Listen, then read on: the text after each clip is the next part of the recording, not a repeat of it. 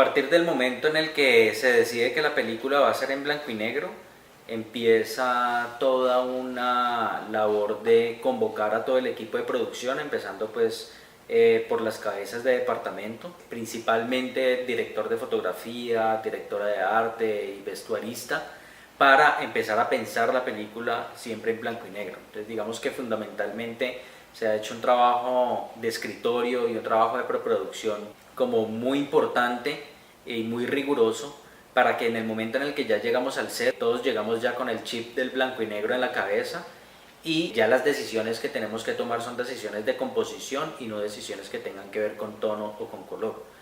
Entonces fue muy interesante porque empezó como toda la inquietud, digamos que hubo un momento de extrañamiento de parte del equipo frente a la decisión, ¿no? De decir, bueno, ¿y por qué tiene que ser blanco y negro? ¿Por qué debería ser blanco y negro?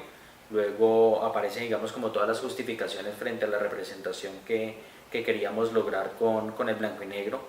Y a partir de ese momento empiezan todos a sintonizarse, a hacer una búsqueda, digamos, de cómo se convierten o cómo empezar a pensar en texturas, cómo empezar a pensar en tonalidades que nos van a dar un juego, digamos, de una escala de grises, que es lo que empezaríamos a buscar para tener el contraste, digamos, de la película que queríamos rodar. Y vamos con sonido. Corre. Cámara. Escena 70, plano 3, toma 1. ¡Acción!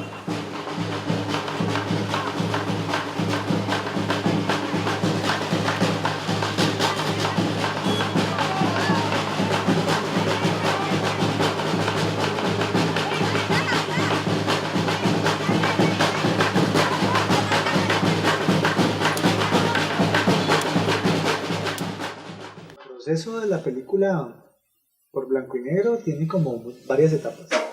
La primera etapa tiene que ver con estudiar la cámara, el sensor de la cámara, cómo se comporta con la luz. Y esa fue como la etapa primera, ¿no? O sea, como que listo, vamos a hacerlo con este equipo. Pero sí estábamos probando cómo se comportaba esa cámara con los diferentes tonos, porque normalmente la realidad tiene muchos tonos de luz y de color, y las cámaras no ven como ven los ojos, sino que ven una parte más limitada. Entonces uno normalmente estudia las cámaras para saber cómo se comportan, cuáles tonos se ven mejor, si por ejemplo las cámaras ven mejor los tonos oscuros, ven más detalle en los tonos oscuros o en los tonos claros. De ahí viene una segunda etapa, que es la etapa de la visita de locaciones, con varios departamentos, con varios miembros del equipo, a casas que cumplieran como con esta descripción. Entonces fuimos a las casas de la invasión de Brisas de Mayo, un poco en busca de varias cosas, de cómo construyen estas personas sus casas, cómo se ven esos espacios, pensando que tal vez lo teníamos que construir, pero también pensando que si trabajábamos allí teníamos que entender cómo se comportaba la luz en esos lugares, cómo entra la luz. Yo, por ejemplo, me fijaba mucho en esa visita en cómo eran las entradas de luz, ¿sí? Por ejemplo, con Carmen, con Santiago y Ángel hablábamos mucho cómo se utilizan muchos estos materiales como el plástico para proteger de la lluvia. El plástico es transparente, entonces se genera como un tipo de luz suave que entra por las ventanas o por los huecos de los techos. Pues bueno, esta fue esta fase. Es la fase como de la visita de locaciones, que es una fase larga y de mucha discusión, de la cual salen cosas muy interesantes, porque ahí es cuando también se decide con arte cuál es la paleta de colores. ¿Se va a sacar? No, de hecho solo pide. Voy a buscarla, es que no veo.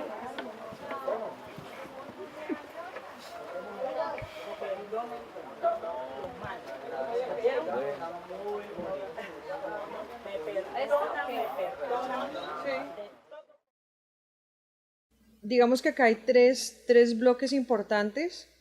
Los dos primeros son bloques que se hicieron con las locaciones referencia que utilizamos en un principio, o sea, las locaciones, los asentamientos los que visitamos, donde predominaban cierto tipo de materiales y texturas y colores, por supuesto, de lo que nosotros también íbamos a utilizar para construir el asentamiento de la película.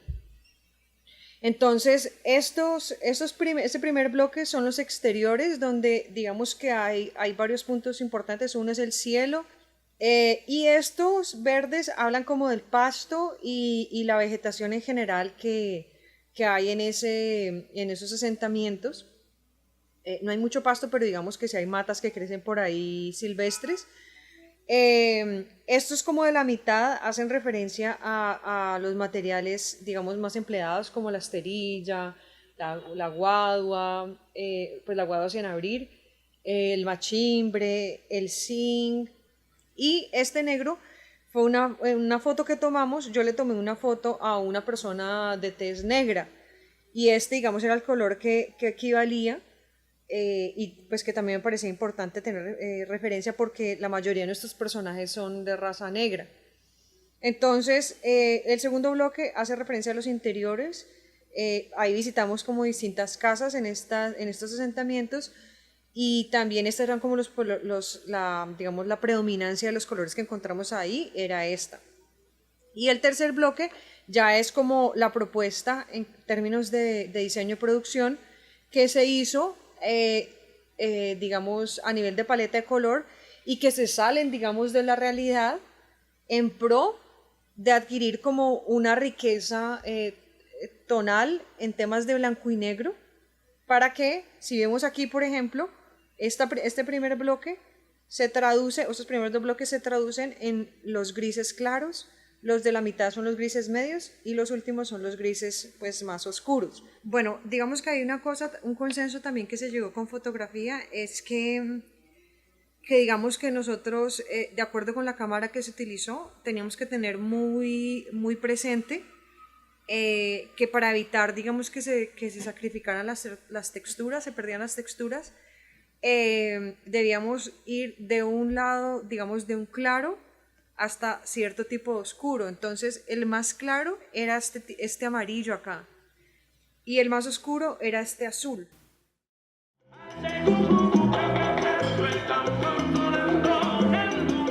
Cuando yo tuve a mi primer hijo, mi finca estaba en buen estado.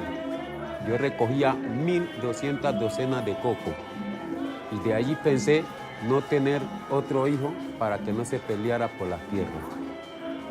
¿Y usted dónde va a enterrar a Junior? ¿Y quién me entierra a mí? Si el pensamiento mío era que el día que yo me muriera, me enterraran debajo de un arhuelpán, y ahí enterraran a toda mi familia. Ahí hay una cosa que es muy importante, y es que cuando se decide que la foto va a ser en blanco y negro, pues resulta muy especial, porque los personajes de la película son negros, la mayoría. Y pues casualmente esta cámara favorecía el trabajo con los tonos oscuros, con los tonos negros.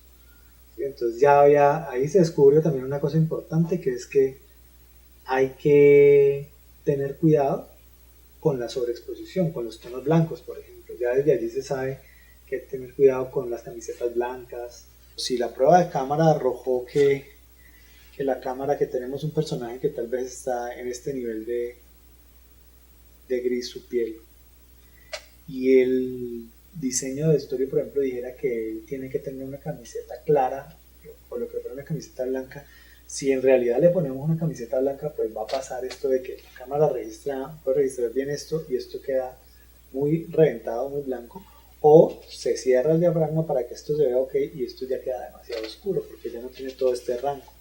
Entonces llegan a decisiones como, bueno, si vamos a poner vestuario o cosas blancas, no deben ser blancas, deben ser cosas que se conviertan en un gris por aquí, y que a la cámara le quede más fácil interpretar eso como un blanco.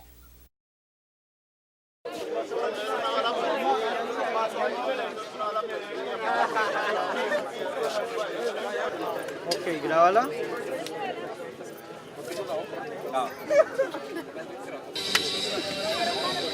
Yo digo, así no son las cosas, con todo el respeto, así no son las cosas. Me hubieran dicho, yo hubiera traído un calzoncillo adecuado al color, ¿sí me entendés? Que sea, yo estoy saliendo como un payaso ahí pintado, la verdad yo me siento así. Ve, esto es a blanco y negro, estos colores no se ven, esto es a blanco y negro, esto todo se ve gris, gris, gris, negro, negro, gris, blanco, negro, gris, nada es de color. esta película es blanco y negro, todo se ve blanco y negro, todo se ve gris. Y el día que vayan a meter color, allá se No te van a meter color, no es que la película es blanco y negro. Obviamente uno podría aumentar, digamos, la riqueza visual, no solamente con los distintos, digamos, tonos de gris, sino también como pensar en qué de esos elementos que vimos en las locaciones reales podían generar, pues, como podían aportar a esa construcción del universo blanco y negro y más unas que otras. Entonces, por ejemplo, hay desde materiales como cobijas, sábanas, hasta cosas como distintas calidades de velos. Y toldillos, por ejemplo, son texturas que digamos que predominaban en la locación, porque eso también enriquece, digamos, a nivel de las texturas visuales. Las texturas no solamente son las que están en las telas directamente, sino también las que uno puede crear y generar como esas distintas capas y profundidades, digamos, a través de un hueco en una tela.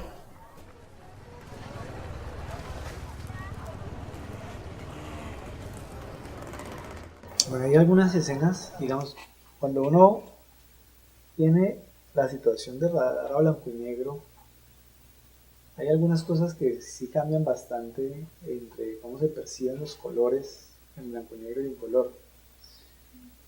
Y en algunas escenas eso se vuelve un poco más fuerte que en otras. Por ejemplo, hay una escena que es esta, digamos la escena de los cocos,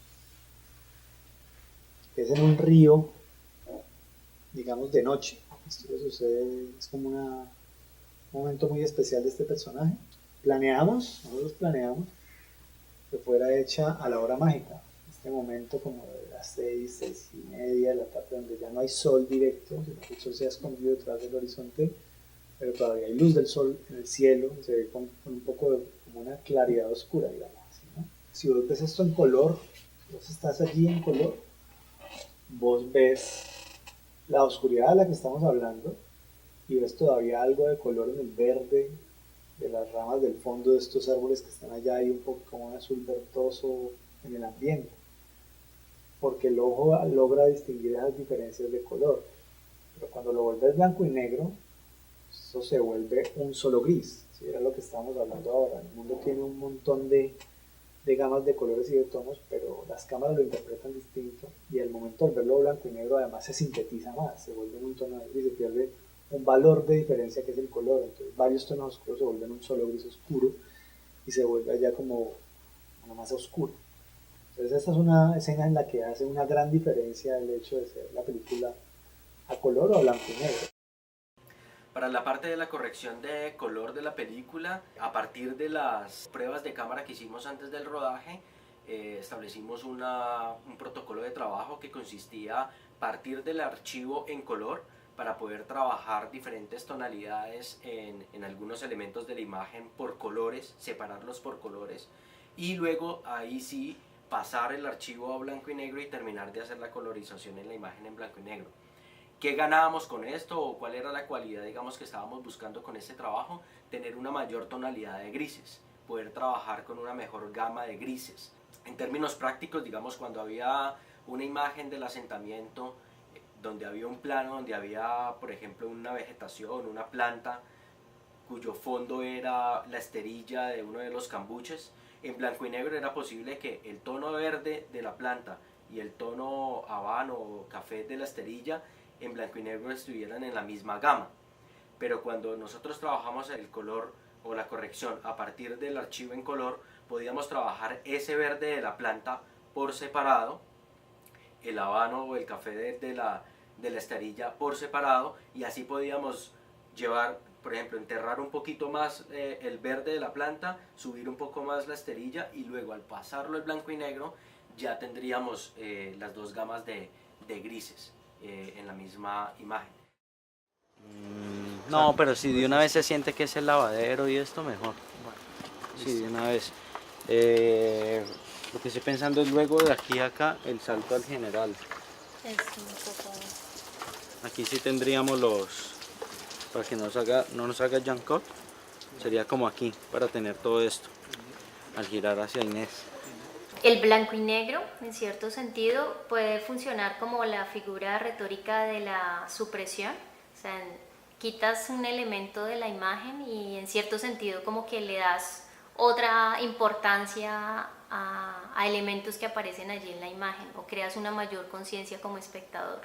Y es una mayor conciencia porque estás acostumbrado a la imagen a color, ¿no? Entonces, para nosotros, ¿por qué era importante como que se creara como esa conciencia a través de la supresión? Precisamente hay una cosa que sucede cuando nosotros vemos producciones audiovisuales de nuestros contextos más cercanos, y es que a veces el estar cercanos nos hace pedirle a esas producciones la verdad y no la verosimilitud, entendiendo, digamos, que quiero que todo sea como si fuera verdad y como si me estuviera contando algo que efectivamente pasa, existe, ¿no? Como si fuese un documento en el sentido del esto ha sido. Y realmente todo el tiempo cuando estás creando una narración audiovisual, sea documental o sea ficción, pues realmente estás haciendo una producción. Y lo que estás es creando verosimilitudes, digamos, estás creando otro mundo que aunque pueda tener unos referentes con la realidad, pues no es la realidad misma. Entonces el blanco y negro era una forma también de que el público se conectara más con la dramaturgia de la película, y que no le exigiera siembra en términos de verdad, sino que se conectara con esos parámetros de verosimilitud y con ese mundo que nosotros estamos proponiendo ahí en la película.